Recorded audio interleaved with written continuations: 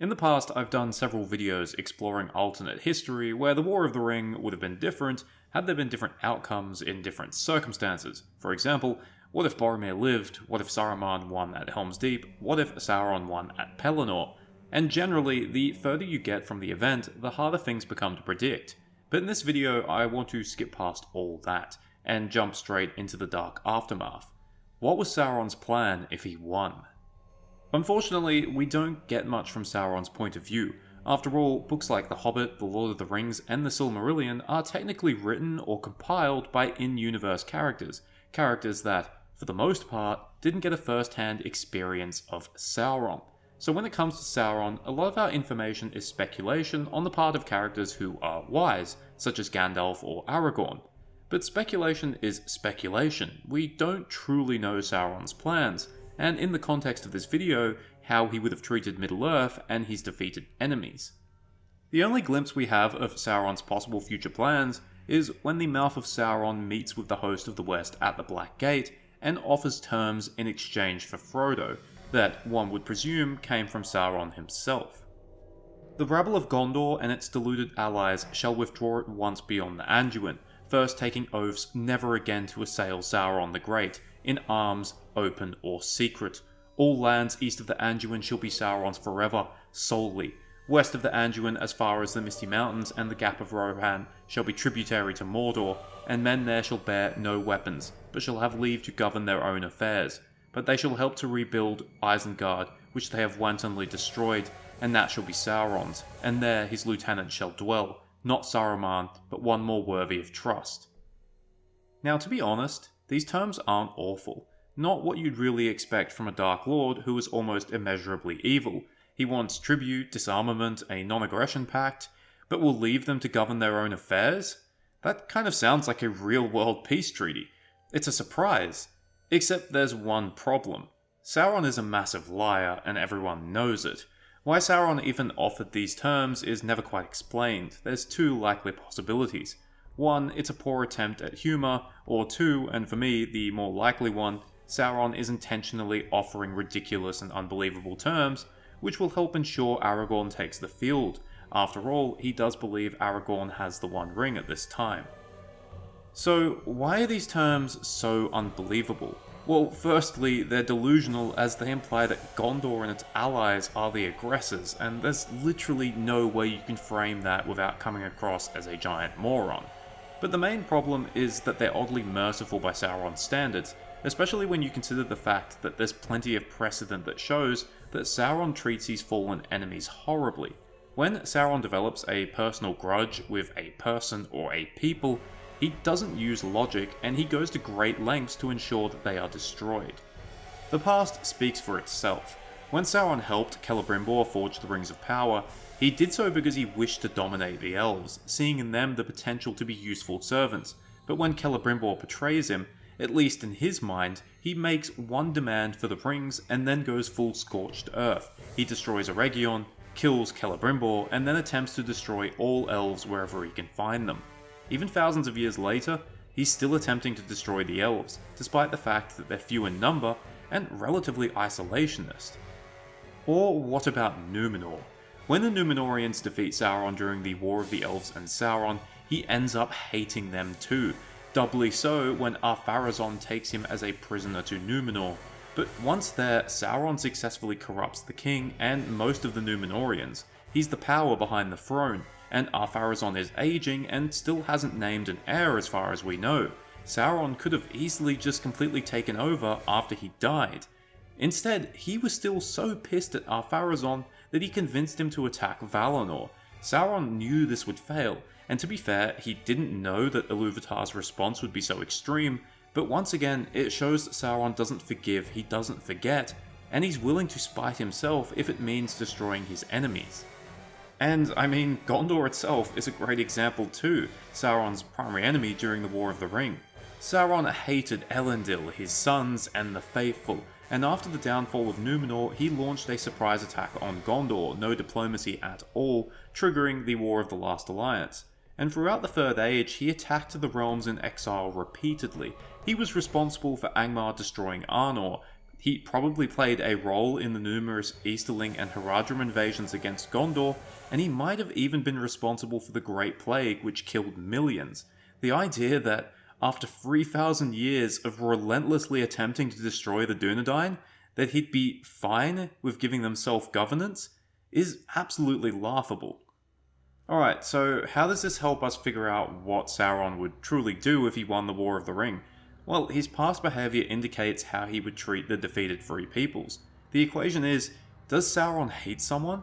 If yes, then he will destroy them, or at least so greatly reduce them that there's little difference. And by the end of the Third Age, anyone who's left opposing him has well and truly earned his hatred. It's why during the War of the Ring, he attacks everyone at the same time. Sure, there's a strategic reason too, he doesn't want them all uniting against him, but it's largely driven by personal animosity. So let's say Sauron has won. How does he treat his new subjects? Poorly, and video. But for real, there would be a lot of death and destruction, but unlike his former master, Sauron usually doesn't just destroy for the sake of destroying. He likely wouldn't wipe out the Rohirrim and the Gondorians because he would recognize that they would be far more useful as slaves. Remember, Gondorians are great at metalwork and stonecraft, far better than Sauron's own servants, and the Rohirrim are great at agriculture and raising horses. He'd likely try and keep plenty of them around to do that work for him, whether they're shipped off to Mordor or kept at home, because when you're working for an order-obsessed maniac such as Sauron, there's always more work to be done. And there would be no self-governance. Places like Minas Tirith and Isengard would probably be repaired and then turned into dark fortresses from which Sauron's overseers could rule with an iron fist. After all, Sauron did enjoy taking over the lands of former enemies and twisting them rather than destroying them. That said, anything culturally relevant to the Gondorians and the Rohirrim would be destroyed. And over time, as the locals are gradually reduced to a slave caste, Sauron would begin to people the land with his own loyal subjects, whether orcs or men. Make no mistake, while there would be survivors, Gondor and Rohan would not survive in any real form, except for perhaps small bands of resistors hiding in mountains. And because people will probably ask, what about the Men of Dale, being the other mannish kingdom to be against Sauron? While I'm not sure Sauron had any particularly personal grudge against them, they were still his enemies. I'm not sure if he would personally oversee their defeat and the aftermath of that, but I'm sure he definitely wouldn't mind if the Easterlings did something similar. After all, history is full of Easterlings making thralls out of Northmen. It happened in Dor-lómin, it happened in Rhovanion multiple times, and it almost happened in Rohan too.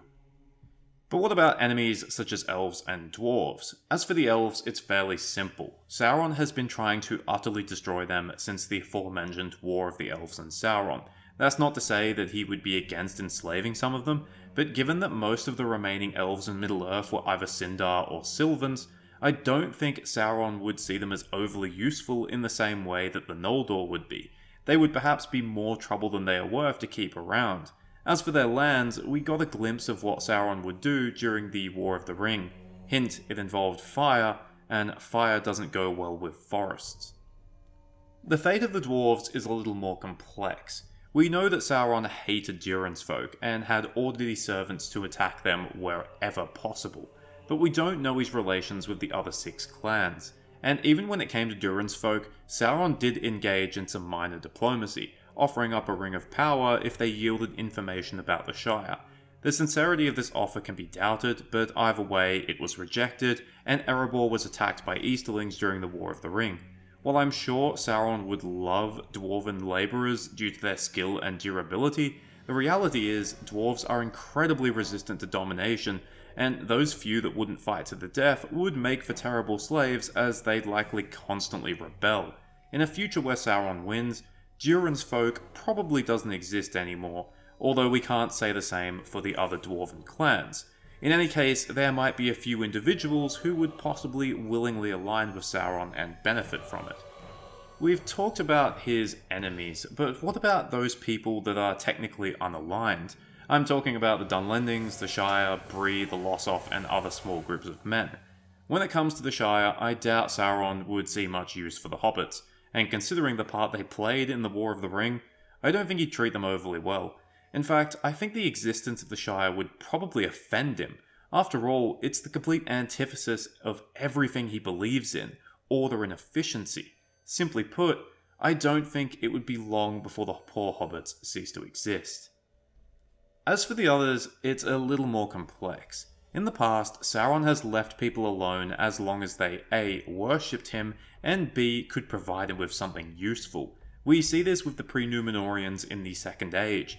They had very little interaction with Sauron despite worshipping him and promising to fight for him when the time came, which they, by the way, failed to do. On the other hand, Sauron could be needlessly cruel. Example, the ancient Gwathrim were willing to align with him during the War of the Elves and Sauron, only for Sauron to basically give them the finger and burn their forests to the ground. We see this behaviour during the War of the Ring too.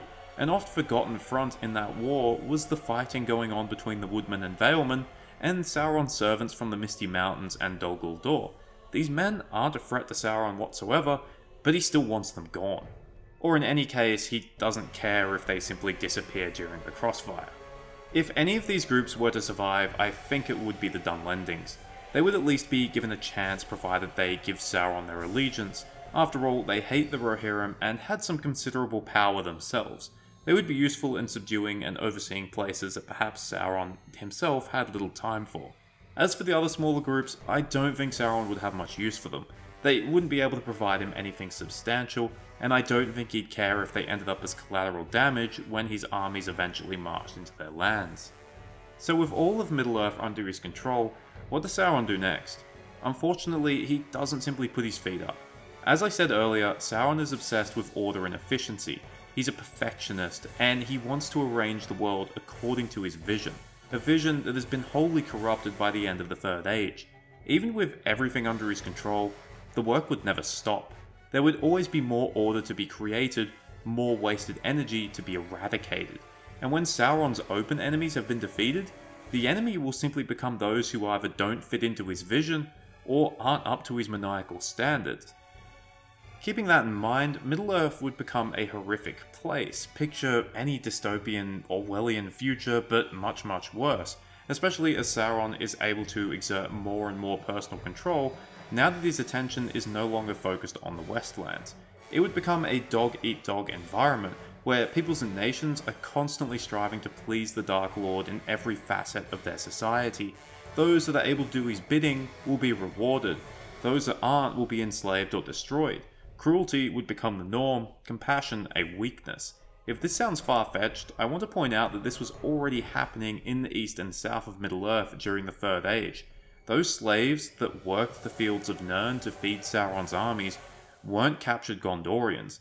They were Easterlings or Southrons who, for whatever reason, had been enslaved by their own people and sent to Sauron as tribute. The Easterlings in Haradrim were not cruel by nature, they were cruel because of the circumstances they were in. And it gets worse, because I want to point out that this would be forever unless there was intervention from Ilúvatar or the Valar. Sauron does not age, his closest servants are slaves to his will, and his armies are unquestionably loyal, whether due to fear or love. There would be no real chance of a rebellion or a resistance, there would be no way to assassinate him, no way to hide and weather the storm. Middle-earth would be under a cloud of eternal darkness, and it would get worse and worse with each and every year that passes, because Sauron wouldn't mellow out, he'd just become more evil, if that was even possible. Before I end this video, I want to address a question that might sneak into the comment section if I don't address it here. Would Sauron attack Valinor? The answer is a comprehensive no. In the Third Age, Valinor is physically removed from the circles of the world, and there's no indication that Sauron would be able to get there, let alone his armies. And Sauron would not attack them even if he could. At one point, Tolkien calls Sauron an insincere atheist, stating that while Sauron preached atheism, he was well aware of the existence of Ilúvatar and well aware of his power. After witnessing what happened to Morgoth and later Númenor, Sauron realized that the Valar or Ilúvatar could swat him like a fly, if they chose to. So in that regard, Sauron would try his best to avoid drawing their ire.